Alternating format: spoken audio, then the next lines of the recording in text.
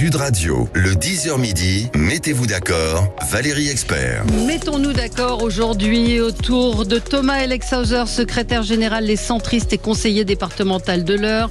Jean-Baptiste Moreau, bonjour, porte-parole du think tank Agriculture Stratégie, et vous avez été vous-même agriculteur. Nous attendons François Calfon, qui est membre du bureau national du PS, ancien député, et Virginie Leguet, journaliste et éditorialiste politique. Évidemment, nous allons revenir sur la visite surprise d'Emmanuel Macron à Marseille. Pour quels résultats? Comment lutter contre le trafic de drogue? On va parler de la semaine en 4 jours. Et puis, ce sondage à la une du Figaro ce matin, les européennes vers une razzia des souverainistes. On va commencer avec vos coups de cœur et vos coups de gueule à tous les deux. Thomas, on va commencer avec vous. Oui, c'est un coup de gueule sur l'échéance qui arrive des élections européennes au mois de juin. La prédominance absolue de l'échéance américaine. Je ne comprends pas ce différentiel de traitement médiatique en France. On nous parle tous les jours du climat politique américain, des affaires de Trump, des affaires judiciaires, de son procès, des gaffes de l'un, des gaffes de l'autre, puisque Trump a fait des grosses gaffes il y a quelques jours, mais pas un mot sur les enjeux de l'élection européenne, les pouvoirs de la présidente de la Commission européenne, qui est Ursula von der Leyen, qui en France est capable de citer son nom, de donner ses pouvoirs, de parler de son parcours, de parler de son bilan, et on nous raconte, et tout le monde connaît le pédigré, la vie de Trump, de Biden. On nous parle du Super Tuesday avec des éditions spéciales françaises pendant des dizaines d'heures, et il n'y a pas un média, pas un JT sans que le sujet américain soit abordé. Personne ne parle des élections en Chine, en Inde, de la situation politique en Chine. Et je ne comprends pas cette différence de traitement. Les élections européennes sont en juin, les élections américaines sont en novembre. C'est un État fédéral. Alors certes, le président américain a des pouvoirs, mais extrêmement limités par rapport au pouvoir du gouvernement français. Et cette élection européenne est quand même majeure. Il y a des textes de loi qui sont votés sur l'habitat, sur l'environnement, sur l'agriculture, qui concernent directement le quotidien des Français. Donc je pousse un coup de gueule pour dire, mais réveillons-nous, arrêtons cette obsession américaine du résultat et de l'affrontement entre un monsieur de 81 ans et un autre de '77 et concentrons-nous sur les enjeux européens. Enfin, c'est pas inintéressant non plus, mais vous avez raison. Ce matin, il y avait une interview d'Adrien Quatennens, et à la fin de l'interview, le journaliste lui dit on n'a pas eu le temps de parler des élections européennes. Donc c'est vrai que on n'en parle pas. Je pose la question aux Français, qui est Ursula von der Leyen? Quel est son rôle, son bilan? C'est pas les élections, Ursula von der Leyen, mais est-ce que ça intéresse les Français? Faut dire que à la décharge des médias, on va dire que les candidats font pas grand-chose pour rendre cette campagne intéressante pour le moment. Honnêtement, moi j'ai suivi le débat sur Public Sénat qui était très intéressant. Il y avait des choses. Non, enfin, oui, il y avait des on va dire des contradictions qui peuvent être intéressantes. Par contre, sur le projet des uns ou des autres, moi honnêtement, c'est d'une pauvreté affligeante. Sur la partie qui me concerne le plus, savoir la partie agricole, ils n'avaient absolument rien, à part s'envoyer des noms d'oiseaux et sur qui avait voté quoi, qui n'avait pas voté quoi. Le projet, il y a une réforme de la politique agricole commune en 2027, il n'y en a pas un qui en a parlé sur quelles étaient ses orientations. Enfin, je veux dire, faut aussi avoir des projets, quoi. C'est bien la bataille popole de se renvoyer des noms d'oiseaux à la tête et de s'envoyer qui Bachar al-Assad, qui Vladimir Poutine. Mais aussi, si on veut intéresser les électeurs, c'est aussi leur parler. Et effectivement, je suis d'accord, le boulot du Parlement européen impacte directement la vie quotidienne des Français à un point dont ils imaginent sans doute même pas. Mais le problème, c'est qu'on a du mal, enfin les politiques ont du mal quand même, globalement, à se projeter et à intéresser les Français sur ces sujets-là. Il faut reconnaître, puis le débat entre 17h et 19h30, il fallait... enfin, j'étais en voiture, moi je l'ai écouté à la radio, quoi, mais c'est compliqué.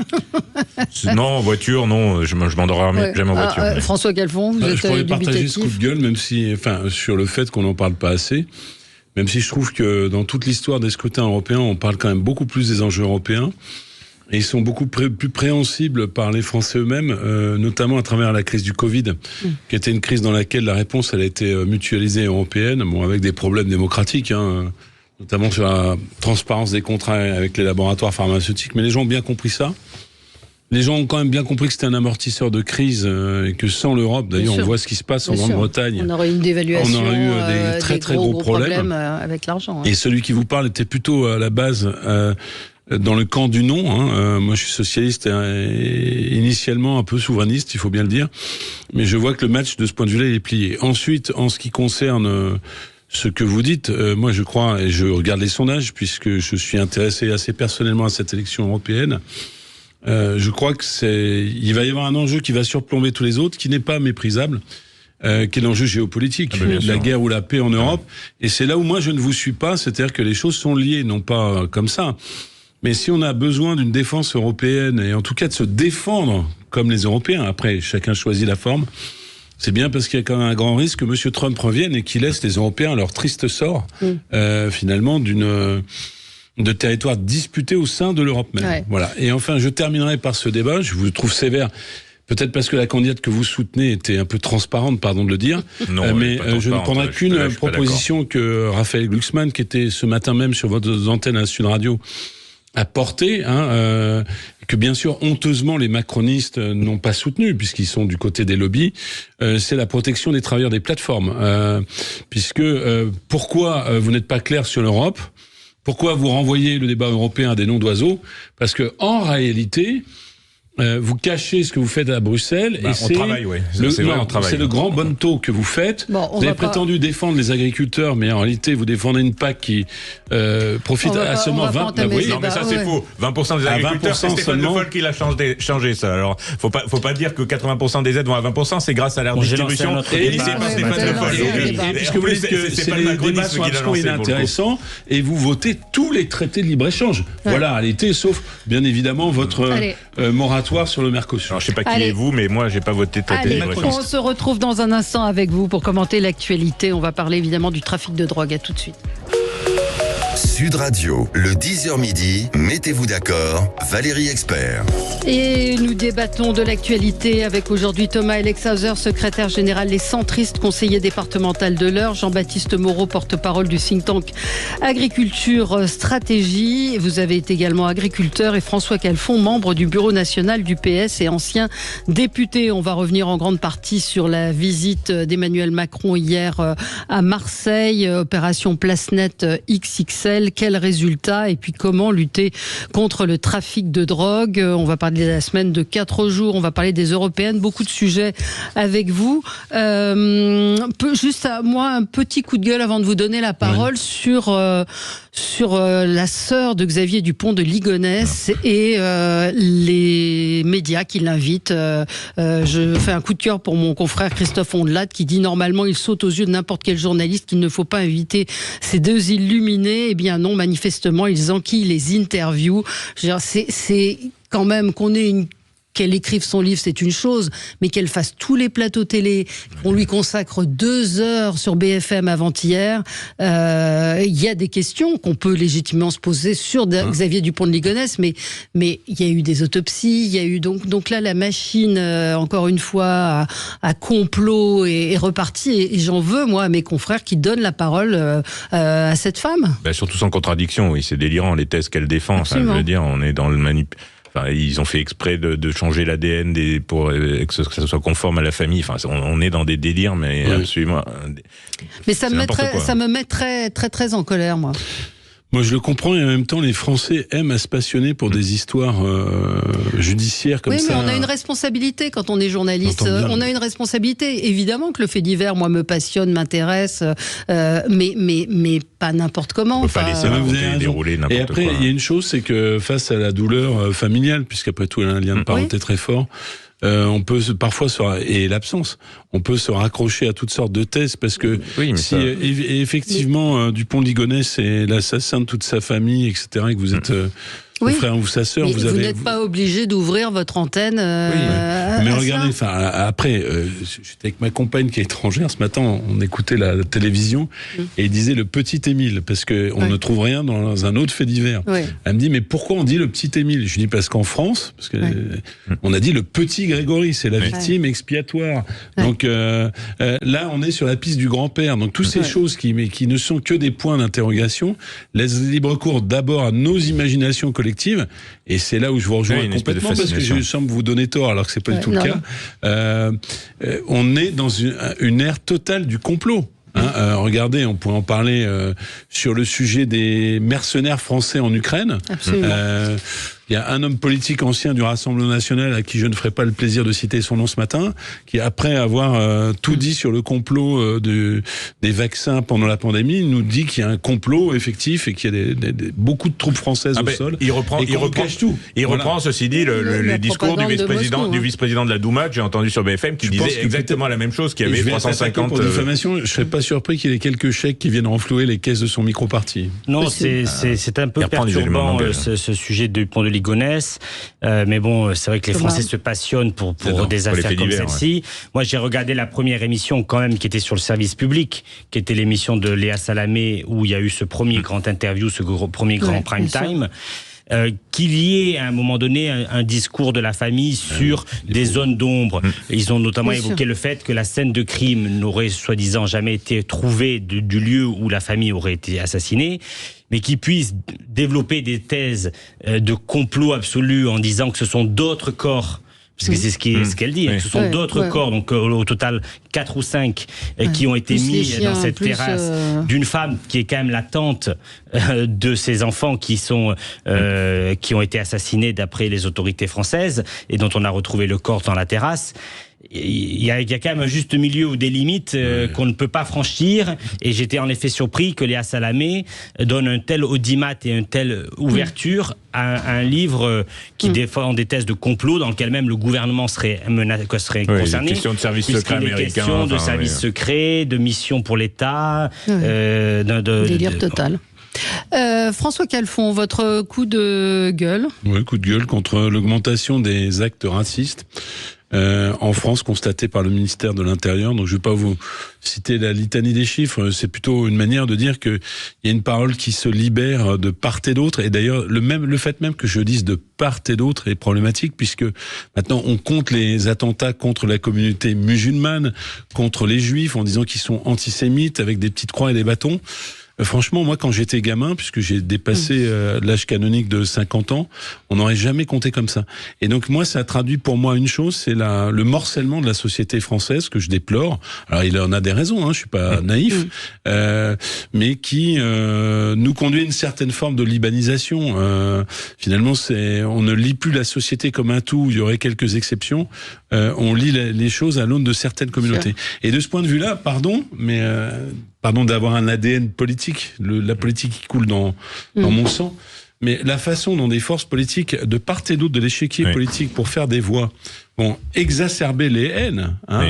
Je vois Madame Marion Maréchal qui fait un tour d'Europe de l'islamisation. Enfin, je veux dire, même l'autre extrême droite que je ne défends pas, que je combats, ne fait pas ça.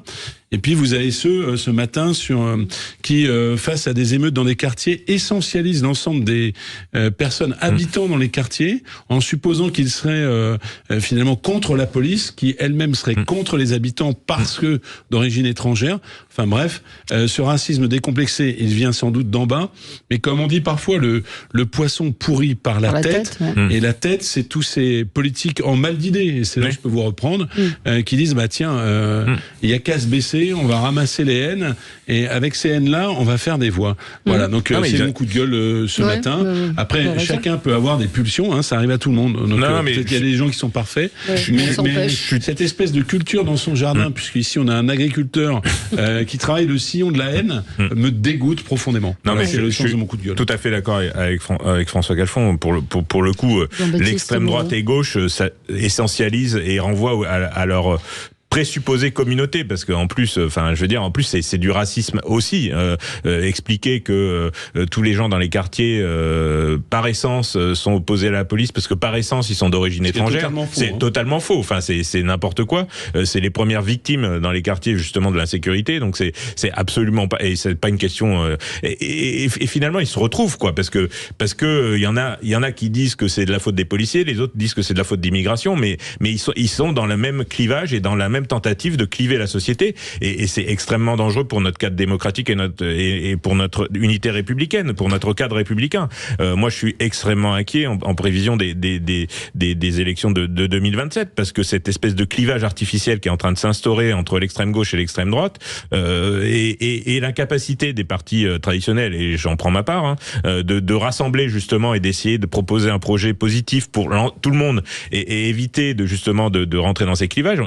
On n'a pu que la course à la haine, effectivement, des uns envers les autres, et de toute façon Mélenchon l'a conceptualisé, puisque quand il parle de tout conflictualiser, c'est y compris le moindre fait divers est conflictualisé à dessein. Donc c'est quand on voit Quatennens ce matin qui explique qu'on a juste envoyé des pétards sur le commissariat, quand on voit les mortiers d'artifice qui étaient balancés, enfin je veux dire ça ne sert personne.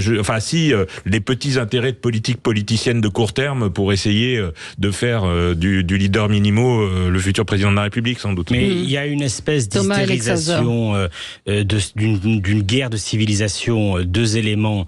On a beaucoup parlé de Edith Piaf et des reprises d'Edith Piaf. Alors j'ai écouté il y a eu des sifflets, des hurlements au meeting d'Éric Zemmour contre l'artiste dont il a été question qu'elle pouvait prendre une part, Ayana Kamura, qui a et des hurlements d'une folie invraisemblable et une hystérisation du débat sur cet artiste qui est quand même malgré tout l'artiste francophone la plus écoutée aujourd'hui au monde et qui a des records de fréquences invraisemblables sur YouTube, etc., en milliards de vues et d'écoutes. Et en même temps, si on avait dit que celle qui avait joué Edith Piaf, Marion Cotillard. Si on avait dit que Marion Cotillard était à la tribune des JO, on aurait trouvé ça extraordinaire. Mais Marion Cotillard, excusez-moi, c'est la première à défendre sur le service public dans des émissions l'environnement, l'écologie, le savoir-vivre, etc. Tout en étant à Los Angeles dans des jets privés payés par Chanel et à assister dans des événements dans lesquels l'environnement n'est absolument pas pris en compte. Mais là, oui. Donc d'une Edith Piaf à l'autre, on fait des guerres de pseudo-civilisation. Mais par contre, l'affaire Ayana Kamura est tout à fait illustratrice de cette haine absolument dégueulasse, il n'y a pas d'autre mot, qui est développée, y compris, mais quand on dit elle ne chante pas en français, je traduis le langage zémorien parce que c'est de ça qu'il s'agit, c'est une sauvage. C'est ça qu'ils disent. C'est absolument dégueulasse. Alors ensuite, les goûts et les couleurs des artistes, c'est un débat qui est complètement à côté. C'est ce que j'ai dit. C'est encore autre chose. Moi, j'aime pas Ayana Kamura, mais si elle chante Edith Piaf, ça me va très bien. Ça dépend comment elle le chante. Enfin, moi, je pense que c'est sur le fond. Comme elle le chante. C'est sur le. Non. Moi, j'aime pas les chansons d'Ayana Kamura, mais si elle chante Edith Piaf le jour des JO, ça me pose aucun problème. Mais ça dépend comment elle le chante. Elle peut le transformer. Elle a le droit de le transformer et de le mettre à sa sauce. Ce débat n'a même pas été pris sur le plan artistique. Mais si justement, une vision raciste. Je ne peux pas. Mais est-ce qu'on a le droit Est-ce qu'on a le droit de ne pas l'aimer sans être raciste? C'est exactement. Je pense que le débat sur les goûts et les couleurs artistiques, il est infini. Je renvoie au débat un peu bizarre sur Michel Sardou.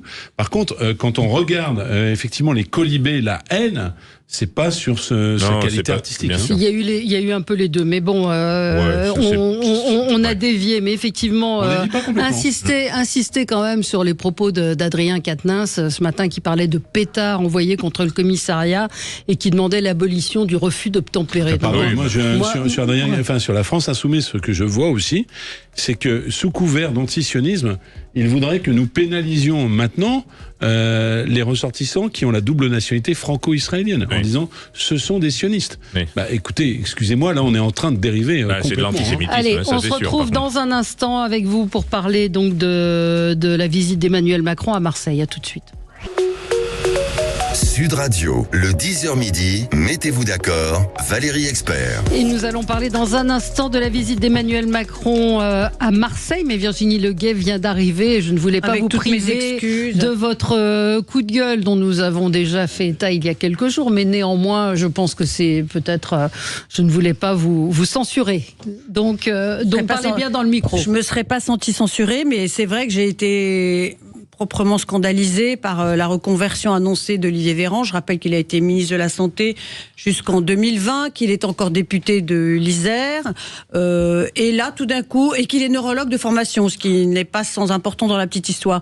Et là tout d'un coup, c'est pas du tout de la neurologie qu'il veut faire, parce qu'il explique que c'est très difficile de rattraper le niveau, mais c'est de la médecine esthétique dans une clinique des Champs-Élysées qui est très vantée par les influenceurs, très à la mode, qui fait qui remonte les fessiers, qui fait vraiment de la chirurgie esthétique, pas de la chirurgie réparatrice, qui à la limite là aurait eu un sens. Et je suis doublement choquée d'apprendre que M. Véran ait choisi ça, et surtout qu'il va se former en 4 mois, en faisant 1 journée par semaine dans cette clinique, puis qui va suivre des cours à Créteil, et il aura 4 diplômes en 4 mois. Alors là, les bras m'en tombent. Et ce que je trouve extrêmement dommageable, de façon plus générale, c'est l'image que ça donne des responsables politiques. On est ministre, on est député, et rappelez-vous que ministre de la Santé. Exactement. Et même, il s'était fait filmer en direct quand il s'était fait vacciner en disant « Je participe à l'effort, je donne l'exemple ». Et là, plutôt que de reprendre son métier de neurochirurgien, qui était sa formation initiale, je suis bien persuadée qu'il y avait moyen de se remettre à niveau. Et quand on sait le temps qu'il faut pour avoir des rendez-vous avec les spécialistes en ce moment, ça aurait été bien plus utile que d'aller dans une formation express pour devenir un chirurgien esthétique. Enfin, moi, franchement, ça me fait honte. Et ça me fait honte de ce que devient, ou peut-être a toujours été le personnel politique. Quand vous tapez dermato sur Doctolib, pour ne pas les citer, vous avez des dates de rendez-vous possibles pour des injections, mais pas pour de la dermatologie. C'est là aussi, il y a un problème qu'il va falloir peut-être prendre en compte. Ça vous choque ou pas, François Malheureusement, ce que je disais en antenne de Monsieur Véran, ça ne me surprend pas. Enfin, c'est-à-dire que pour moi, depuis sa première trahison initiale, tout son univers en Macronie. Oui, il vient de la gauche, il faut le rappeler, c'est ça, exactement. À l'époque, il était médecin neurologue, il était dans les mobilisations pour l'hôpital public, etc. Puis un jour, il a transgressé, il a changé son orientation, et maintenant, il ne cesse plus de changer d'orientation. Et nous le voyons passionné par le bling-bling et le fric. Il n'y a pas d'autre mot. Moi, je suis pas tout à fait convaincu qu'il sera médecin traitant là-bas. Je pense que c'est simplement une vitrine pour cette clinique des Champs-Élysées, qui est une clinique très réputée. Non, mais Virginie l'a rappelé, c'est-à-dire que vous allez... Ce que je ne savais pas, c'est qu'il va cumuler avec le poste de député, si j'ai bien compris. En tout cas, il n'a pas l'intention de renoncer à la politique. Franchement, je ne sais pas si Renaissance va décider de le garder dans ses rangs, mais pour moi, c'est vraiment... S'il cumule avec le poste de député... je trouve ça misérable. Je vous le dis comme je pense. Mais c'est pas le seul. Mais il y en a plein qui cumulent des activités avec des postes de députés. Vous voyez, moi, ça m'est compliqué de parler d'Olivier Véran et de ce cas particulier. Par contre, là où on a un vrai souci quand même, c'est dans l'engagement politique et le coût de l'engagement politique. Moi, je suis bien placé pour en parler. J'étais agriculteur avant d'être député, et effectivement, quand vous êtes agriculteur et député, je suis resté agriculteur autant j'étais député. C'est pas pour gagner de l'argent, ça. On peut pas vous en faire le procès. Non, voilà, c'est ça. Ça, c'est sûr. Sauf que quand je suis revenu sur ma ferme, j'avais redimensionné la ferme quand j'étais député pour que ça puisse tourner sans moi. Et quand je reviens, j'étais obligé d'arrêter ma ferme parce que ça, on pouvait plus tourner à 2. J'avais installé un jeune sur mon exploitation et on pouvait plus être 2 chefs d'exploitation vu le redimensionnement de l'exploitation. Et donc mon engagement, ça m'a coûté mon métier depuis 17 ans, quoi. Parce que quand on revient, on peut pas se mettre en disponibilité. Mais il vous a pas échappé que l'hôpital manquait de médecins, que l'hôpital et de spécialistes, que la neurologie est en grande difficulté. C'est pour ça que je n'assimilais pas le cas d'Olivier Véran avec le mien, mais c'était pour témoigner quand même que l'engagement politique, c'est plus ou moins simple suivant le secteur d'activité dans lequel on est au départ, et que c'est un vrai problème par contre. Nous aurions appris, et moi-même j'en aurais fait un coup de cœur, enfin je le dis sans problème, pourtant j'ai pas de sympathie pour Monsieur Véran, nous aurions appris que Monsieur Véran reprenait un poste de praticien hospitalier à la PHP ou ailleurs. En neurologie. J'aurais dit bravo. Voilà, je ne peux pas vous dire autre chose. Même en urgentiste, j'aurais dit voilà quelqu'un qui allie ses convictions politiques. Aller dans un désert médical, me dit une auditrice, mais là c'est le symbole de cette clinique aux Champs-Élysées, plus la médecine esthétique, c'est beaucoup. Et des auditeurs me disent, je plains ces pauvres patientes. Moi, j'arrive, je vois Olivier Véran, je suis pas sûre que j'ai très envie de me faire opérer par quelqu'un qui a obtenu... il est devenu un people malgré tout dans sa vie, dans son train de vie, dans ses apparitions publiques. Il est dans les événements mondains. Horrible people. Et ça pose la question quand même malgré tout de conflits d'intérêts et de vie de vie après de certains élus qui en réalité se font acheter leur nom, leur carnet d'adresses dans les cabinets d'avocats, dans les cabinets de lobby, dans certains grands groupes, etc. Et je pense que là, je vais pas le prendre pour moi, mais quand même un peu. Effectivement. Non, pas pour vous. Oui. On n'avait pas révélé que vous travailliez chez Monsanto. Non, je travaille pas pour Monsanto. Raisonnable. Voilà. Aujourd'hui, moi, je suis un conseiller départemental. Il y a mon livret A et mon compte en banque qui sont publics sur le site de l'autorité. Au lieu de s'intéresser autant sur ces sujets-là, on devrait s'intéresser sur la vie d'après et des conflits d'intérêts qui sont évidents. Mais je peux vous rassurer, moi, je travaille dans les affaires publiques et à la HATVP, je déclare absolument la totalité de tout ce que je fais et avec qui je le fais. Un auditeur me dit, mais il a le droit. Sur vie politique et travail. Je suis pas avocat. Non, mais c'est en l'occurrence, tu as défendu une cause. Et je pense que c'est un vrai sujet. C'est à un moment donné, à l'Assemblée nationale, dans le temps, on trouvait que des médecins et des instituteurs. Maintenant, on trouve que d'anciens assistants parlementaires. Bien sûr. C'est-à-dire, c'est les gens des appareils qui trustent tout. Et encore des médecins quand même, et des avocats. En vrai, quand vous avez une vie, une vie professionnelle, vous n'avez pas le temps d'être dans toutes les intrigues de parti.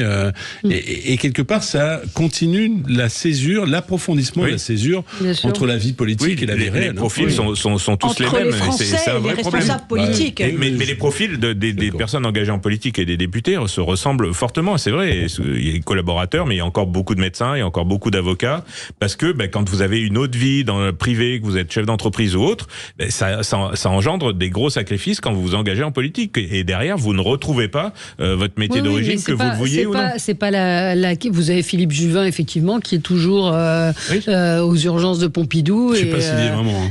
Si, il y est, bien sûr qu'il y est. Il y est. Mais Olivier Véran est resté longtemps à faire une journée avant qu'il soit ministre, est resté longtemps à faire au moins une journée par semaine encore en recherche. Mais un auditeur me dit, il a le droit. Oui, bien sûr qu'il a le droit. C'est juste le symbole, l'association chirurgie esthétique Champs-Élysées. Non, surtout, surtout, je défends le service public, l'hôpital, l'accès aux soins pour tous. Vous n'y avez pas trop cru avec toutes les fermetures d'hôpitaux qu'il a fait. Voilà. Et tout d'un coup, je me reconvertis dans la médecine la plus privée qui soit et la plus lucrative qui soit. Pardon, bien sûr qu'il a le droit. Absolument. Mais parmi les autres idées saugrenues de M. Véran, il a l'idée d'écrire un guide du routard des villes RN. Alors, le guide du routard des villes RN, qu'il écrive un livre sur le RN, qui dise pourquoi le RN doit être combattu, ça c'est un vrai livre. Mais le guide du routard des villes RN, et moi il me semble que pour combattre contre les idées... Qu'est-ce qui vous arrive de suivre tout l'agenda de M. Véran? C'est lui qui raconte tout ça très tranquillement. Mais il me semblerait bien plus utile que tous ces élus-là se comportent bien pour ne pas accroître le fossé qui ne cesse de se creuser entre les Français et la classe politique. Allez, c'est fini pour cette partie. Excusez-moi. Non, c'est pas fini, on continue.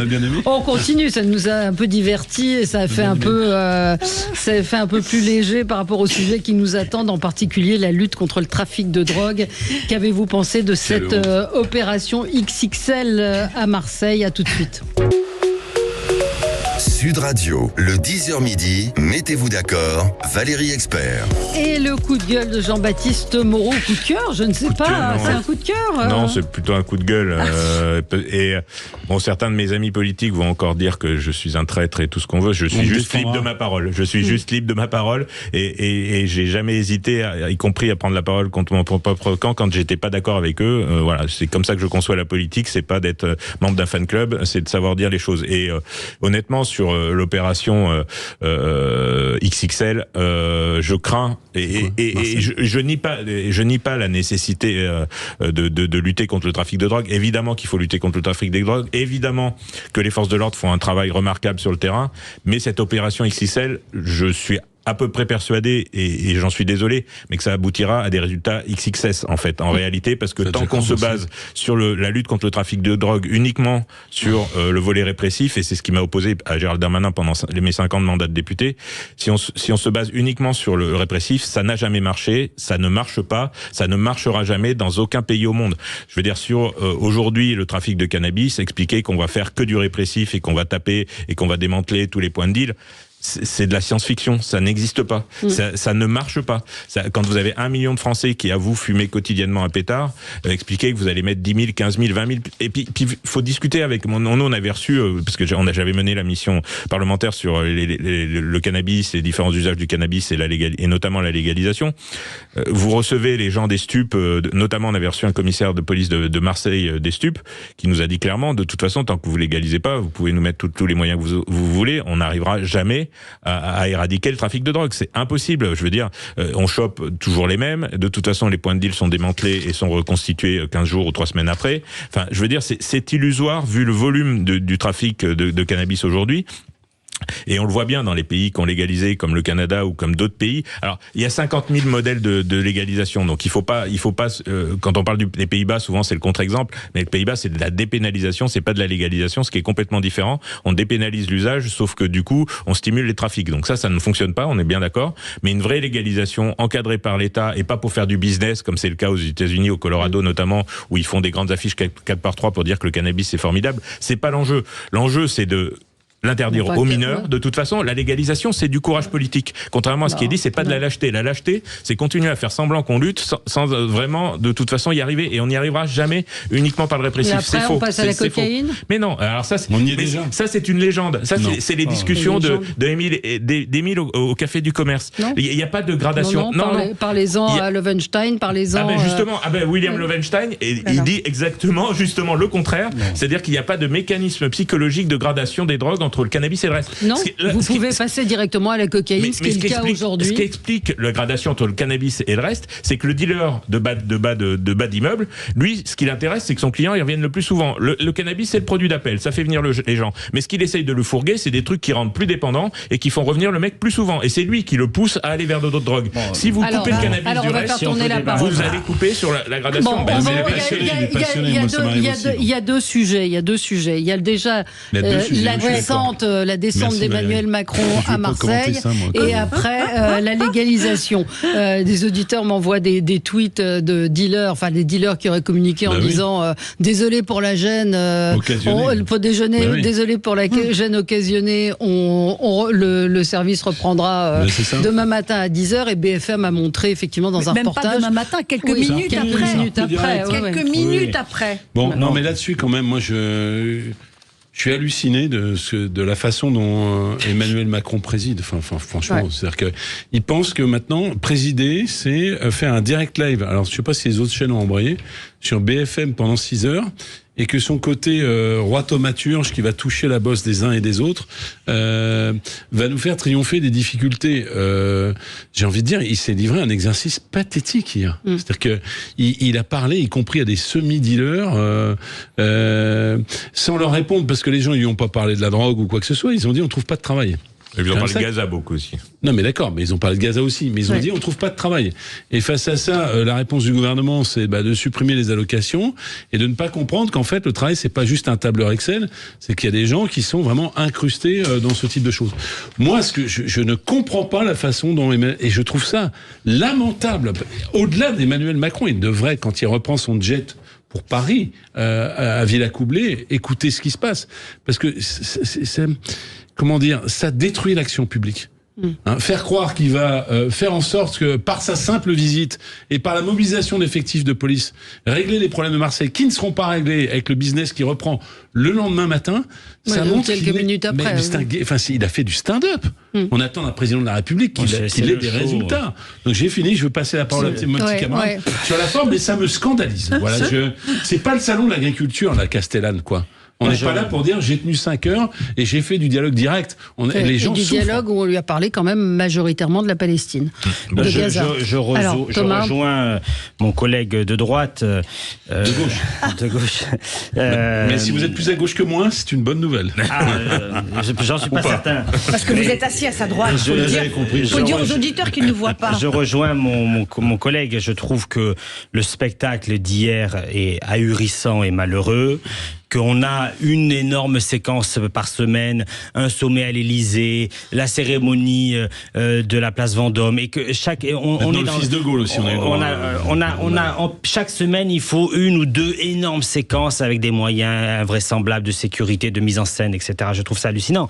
Il faut quand même rappeler quelque chose, c'est que Marseille vit un drame.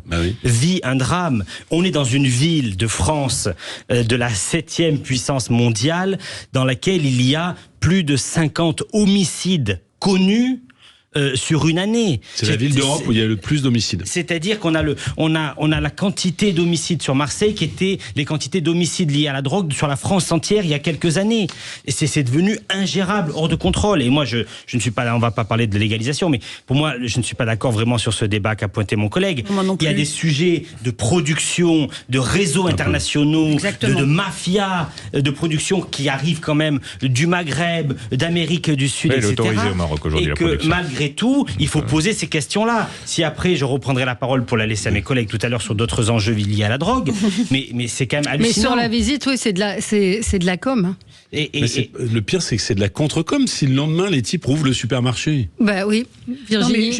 Mais comment vous le comprenez, vous qui observez la vie politique depuis longtemps? Ils ne reprennent pas le lendemain. Ils ont repris quelques minutes après. On a vu les images. À peine les cortèges officiels étaient-ils partis que tout le monde est revenu refaire son trafic et son habitude.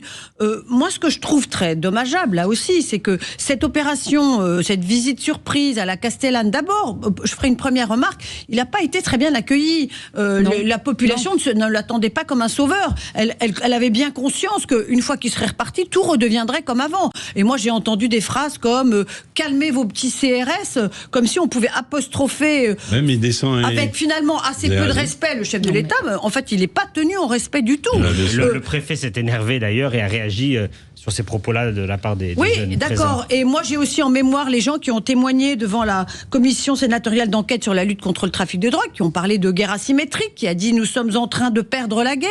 Et tout d'un coup, on voit un président qui arrive en disant « oh, on va faire un plan place net XXL ». Non mais franchement, je redis vos chiffres, 49 personnes tuées en une année. Et encore, ce sont des personnes qui sont officiellement tuées pour ces raisons-là. Et je ferai un dernier tout petit commentaire sur la légalisation du cannabis. Moi, je pense que la légalisation du cannabis ne changera rien au trafic de... Je parle de stupéfiants. Il ne faut pas s'imaginer que dans ces quartiers-là, on ne deal que du cannabis. On deal de tout. Évidemment. Donc le cannabis sera légalisé, mais il restera tout le reste. Et le reste, ça représente... Attendez, je vais jusqu'au bout. Le reste, ça représentera énormément d'argent. En fait, c'est l'argent. Et j'arrête, je finis. Comble du cynisme, vous savez comment s'appellent les deux clans qui se font cette guerre absolue? DZ Mafia et Yoda. Voilà, DZ Mafia, le mot est dit, et clan Yoda, le mot est dit. Donc on voit bien que là, Emmanuel Macron peut arriver avec ses ministres, ses petits muscles et ses grandes déclarations, ça n'y changera rien. Moi, ça me fait honte pour les 8000 personnes qui vivent à la Castellane et qui se rendent bien compte que leur vie est devenue un enfer. Parce que ces 8000 personnes ne font pas partie du trafic de drogue. Il y en a certains qui tiennent le quartier et qui les menacent tous les jours. Il y a une part de cynisme extraordinaire de transformer en séquence de com la souffrance de gens. C'est ma journée de la honte. Et la souffrance de gens qui peuvent... vous n'êtes pas couché. Je sais que t'es chaud. Ouais, je suis chaud. Non, mais je veux bien parler quand même. Je sais que je parle trop, mais... Je crois que t'as pas mal parlé en défendant les choses. À la même heure, au même moment, à Avignon, il y a quelqu'un qui se faisait tirer une balle dans la tête. Et donc, c'est plus simplement la Castellane ou Marseille. C'est Nîmes, parce qu'on reparle de ce qui s'est passé au quartier Pissegrain, où la CRS 8, ça fait partie du spectacle, a été déployée.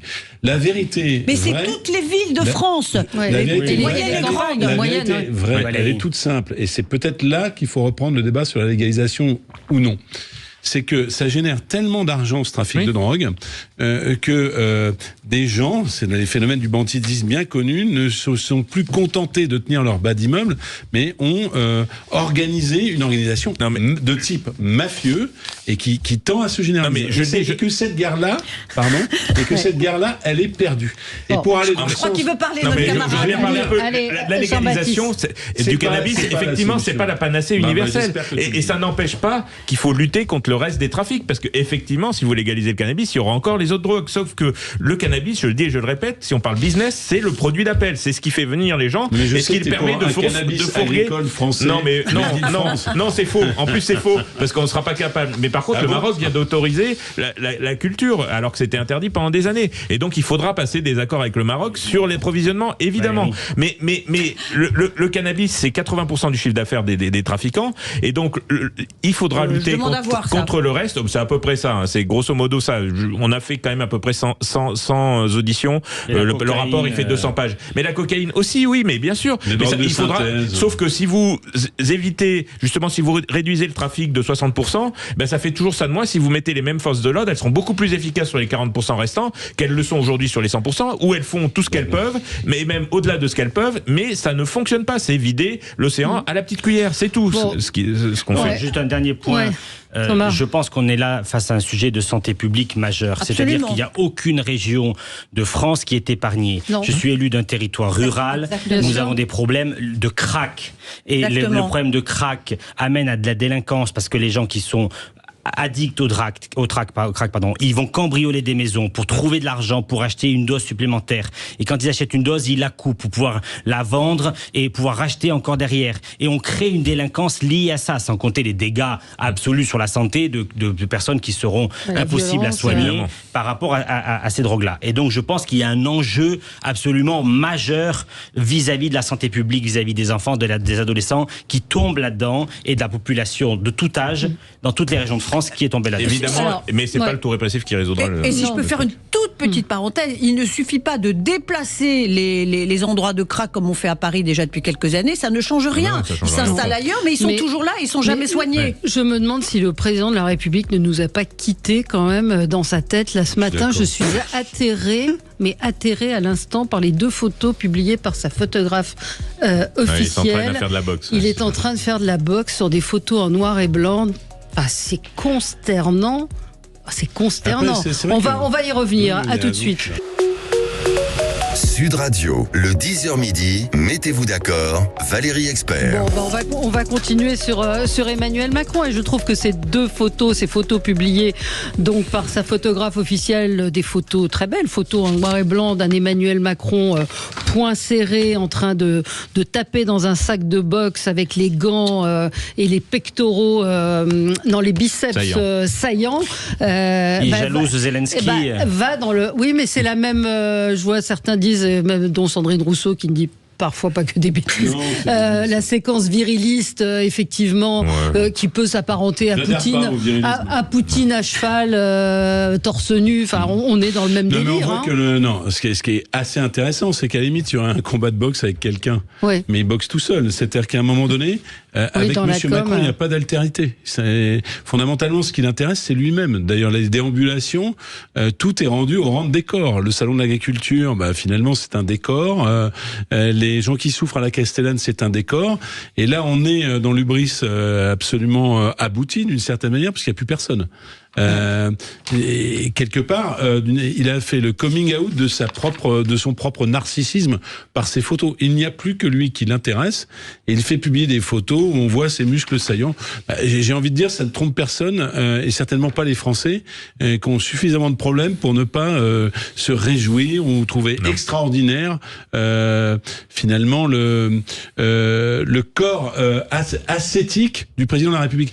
Ça renvoie à une image qui était pas politique. Oui, c'est un ascète, quoi. On voit bien qu'il mange pas, qu'il est très musclé. Ça renvoie quand même une image, je me souviens, c'était Carter, le président, qui avait fait du footing. C'était la première fois qu'il y avait une photo comme ça. Mais à l'époque, cette photo de footing de Carter, Sarkozy a reproduit ça après, c'était pour dire aux Américains, bougez, faites du sport. Donc il y avait un message à la société. Là, il n'y a que l'amour de soi-même. Non, le message, c'est je suis au combat, je suis combatif. J'ai pas fait d'études de com, mais c'est un peu de la com pour les nuls. Hein. Et puis c'est un bras d'honneur, comme député. Pour revenir au débat précédent, la com pour la com, c'est pas ma cam pour le coup. Mais hier, c'était pas ça. Mais hier, c'était pas ça. Hier, c'était pas de la com pour la com. C'était pas que ça. Il y avait une part de com. Non, mais c'est bien qu'il y soit allé. Il y avait une part de com, mais il y avait pas que ça. Il y avait une action concrète des forces de l'ordre avec des moyens mis. Voilà. Je pense que ça sera inefficace, mais les moyens, on peut pas nier, et on peut pas nier non plus le travail des forces de l'ordre depuis quelques mois, notamment sur Marseille. Après, je pense que voilà, on va pas revenir sur ce débat-là. Après, moi, effectivement, la com pour la com, ça fait pas partie des raisons pour lesquelles je me suis engagé derrière Emmanuel Macron en 2017. Voilà, c'est quelqu'un d'extrêmement brillant, d'extrêmement intelligent, et je trouve dommage de se perdre dans effectivement cette communication à tout va et pas travailler sur le fond. Bah, je lui dis assez directement les choses. Et jusqu'à présent, voilà, parfois il fait la gueule, mais voilà, je sais où j'en suis, et je suis pas prêt à tout. Et mais mon engagement politique, il était sincère, et je veux pas le pervertir en étant membre d'un fan club. C'est pas mon truc. Oui. Mais oui, Virginie. Moi, ce qui me frappe le plus, c'est que finalement Emmanuel Macron, on imagine que ça va durer comme ça jusqu'en 2027, sera resté 10 ans au pouvoir, et que pendant 10 ans, il nous a raconté des histoires. C'est-à-dire que aujourd'hui, il a l'air de dire mon combat principal, c'est le Rassemblement national. Mais non. Pendant tout le premier quinquennat, il a mis en scène Marine Le Pen. Après, il a mis en scène Jordan Bardella, parce que il a estimé, probablement par un calcul assez cynique, que s'il était contre Marine Le Pen à la fin de son premier quinquennat, il serait réélu. C'est d'ailleurs ce qui s'est passé. C'est pas lui qui vote. Je rappelle qu'au premier quinquennat, à sa première élection, il était déjà face au Rassemblement national, donc il a bien compris que c'était son assurance de réélection. Et que finalement, qu'est-ce qui va se passer au bout de 10 ans, à force d'avoir raconté aux Français que oui, il va se passer ça, oui, il va se passer ci, puis finalement il se passe pas, puis finalement il change d'avis, à force d'avoir lancé des sujets dans l'air comme ça, sans même voir si ça retombait quelque part. Enfin, moi je suis sidérée de voir qu'on passe de la fin de vie à l'envoi des hommes en Ukraine, à une visite à Marseille. On passe comme ça d'une séquence à l'autre, on lance des idées, on ne les suit pas. Et je reviens au salon de l'agriculture. Dernière chose qui m'a semblé là aussi totalement inopérante. Il avait promis aux agriculteurs de les recevoir. J'ai regardé ce débat en direct. C'est vrai. Il leur avait promis, il leur avait dit rendez-vous à l'Élysée, je serai là. Et là, il estime que non, finalement, ça peut revenir à Gabriel Attal, à Matignon. Et moi, je trouve que cette succession de paroles manquées, de déclarations, de désinvolture. Ouais, non, mais plus que ça, de calculs très personnels.